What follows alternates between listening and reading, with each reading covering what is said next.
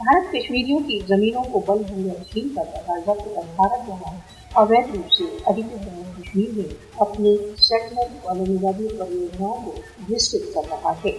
भारतीय अधिकारियों ने गत 2 दिनों में बारामूला के सोपोर तथा बर्फीली क्षेत्रों में कश्मीरियों की जमीनों को जब्त कर लिया।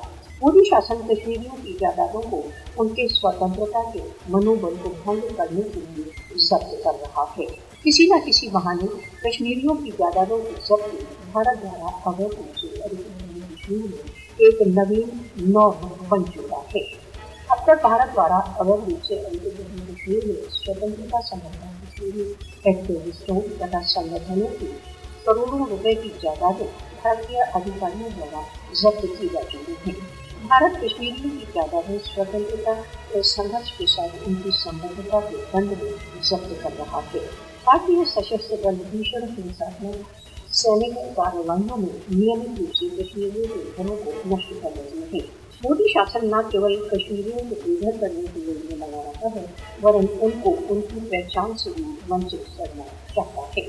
जायदादों की अवैध जब्तियों तथा हत्याओं को भारत द्वारा अवैध रूप से अधिकृत जम्मू कश्मीर में भारत की व्यवस्थित सेटलर कॉलोनीवादी अभियान का भाग है। मोदी तथा उसके मित्रों को भली भांति जान लेना चाहिए कि कश्मीरियों के विरुद्ध उनकी कार्रवाइयां निश्चित ही बैकफायर करेंगी।